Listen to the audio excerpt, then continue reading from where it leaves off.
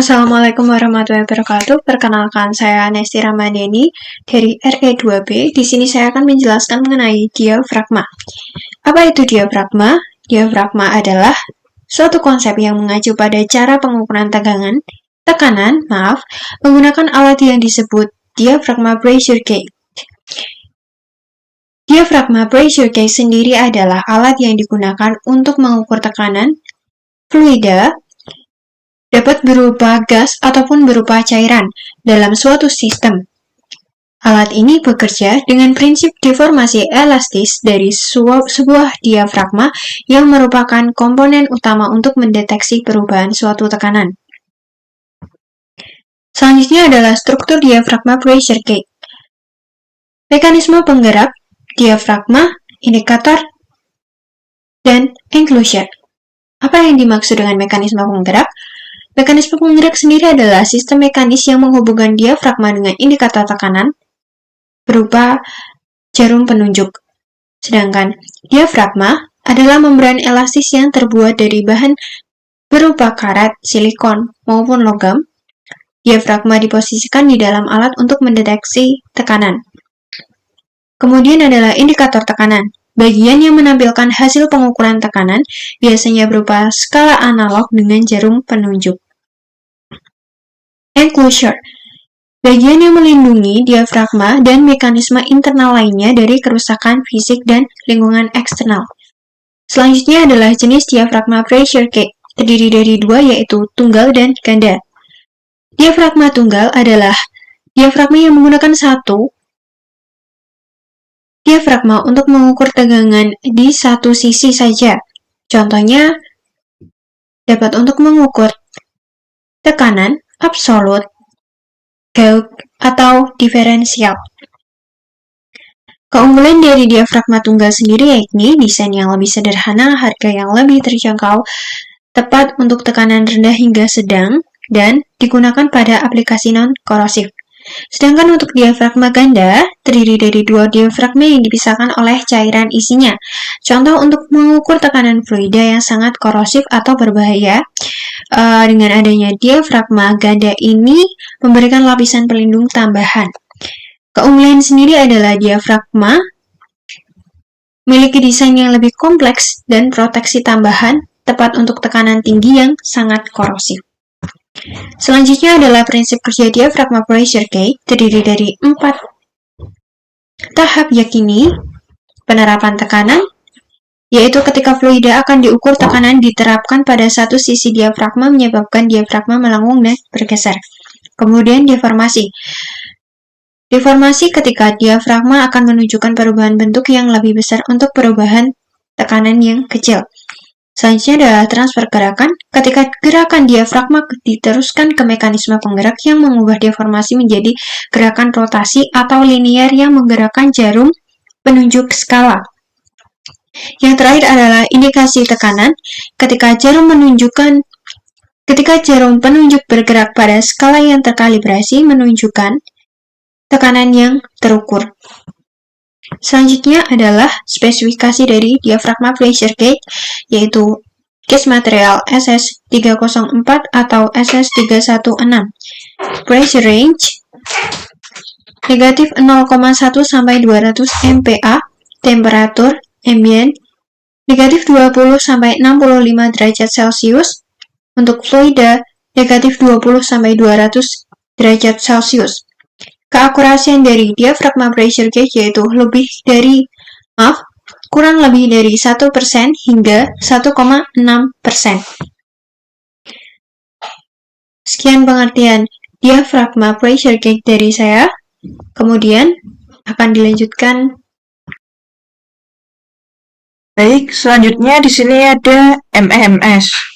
MEMS atau Micro Electromechanical System adalah teknologi yang mengintegrasikan elemen mekanik, sensor, aktuator, dan elektronik pada suatu chip dengan ukuran mikrometer hingga milimeter. Teknologi ini menggabungkan mekanika dengan elektronik di dalam satu perangkat yang sangat kecil, seringkali menggunakan teknik fabrikasi yang serupa dengan yang digunakan dalam pembuatan semikonduktor. Perangkat ini dapat menggantikan sensor dan aktuator besar dengan skala mikron yang setara.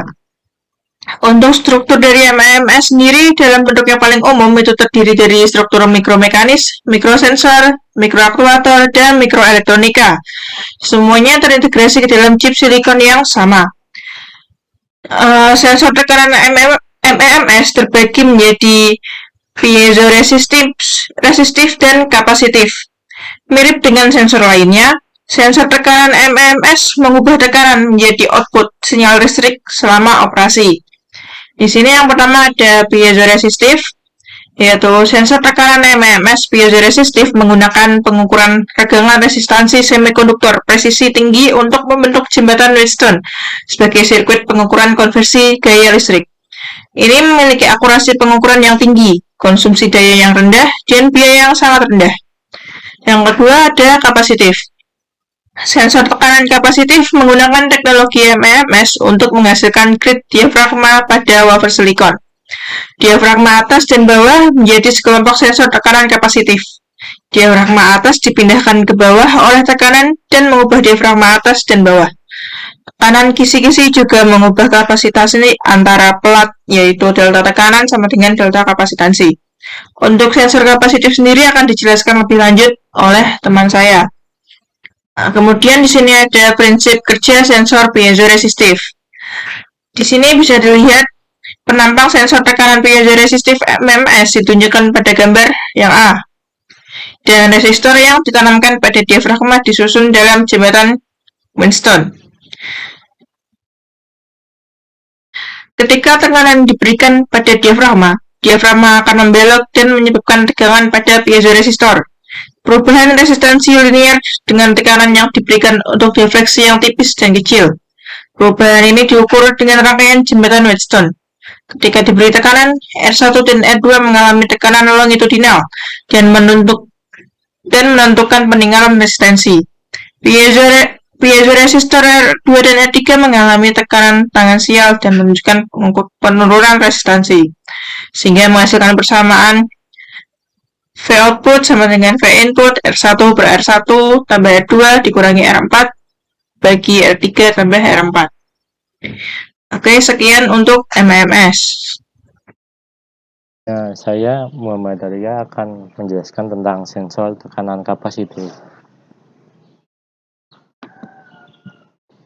Kapasitif pressure sensor atau sensor tekanan kapasitif ialah penyederhanaan atau pengembangan dari sensor diagram, di mana diagramnya ditambahi dengan plat, lalu kedua plat ini digunakan untuk mengukur perubahan kapasitansi. Dan jadi yang diukur itu di antara kapasitansi di antara kedua plat itu.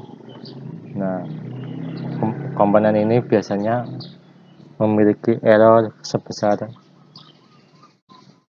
kurang lebih 0,25%. Sensor ini banyak kegunaannya kalau di kehidupan, bisa diterapkan di berbagai macam lah gitu. Karena ia diminati karena konsumsi dayanya yang rendah, sensitivitas tinggi, dan stabilitas jangka panjang yang sangat baik. Yang kedua, prinsip kerja dari sensor.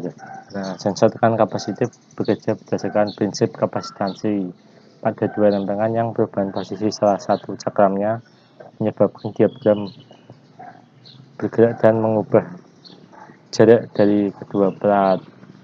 Kemudian begini. Nah, ini diagramnya tuh di sini.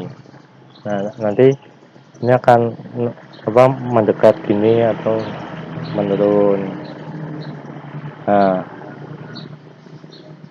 hasil kapasitansi inilah yang nantinya akan diukur oleh sensor. Nah, begini ya kira-kira bentuknya kapasitif pressure sensor. Dalamnya begini, ada plate-nya. Nah, ini sensing diagram, ini yang mengatur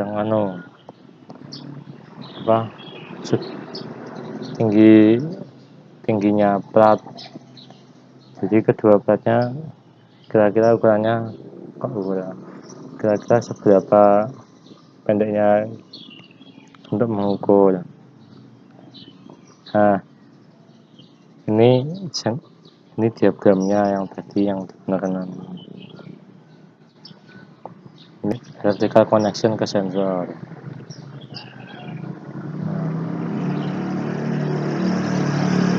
Komponen pada sensor, komponennya ada diagram, ada elektrode, ada insulating layer atau layer pemisah, dan electronic circuit. Nah, kalau diagram itu tuh membran yang berubah saat terkena tekanan yang menyebabkan perubahan jarak dari kedua berat. Nah, diagram tuh bisa dibikin dari banyak material seperti silikon, metal, polimer, tergantung kebutuhan dan pemakaiannya untuk apa. Yang kedua, elektrode. Elektrode itu plat konduktif yang membentuk kapasitor. Nah, yang ketiga, insulating layer atau layer pemisah. Nah, layer ini digunakan buat memisahkan material di antara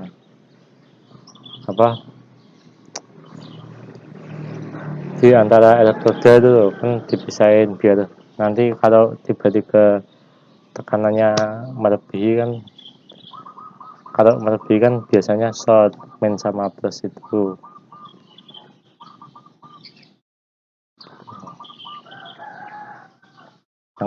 Yang keempat, electronic circuit. Nah, itu untuk mengukur perubahan dari kapasitansi dan mengubah menjadi sinyal elektrik yang dapat dengan mudah dikenali oleh mikro atau sistem penerima data yang lain. Sekian dari saya. Wassalamualaikum warahmatullahi wabarakatuh.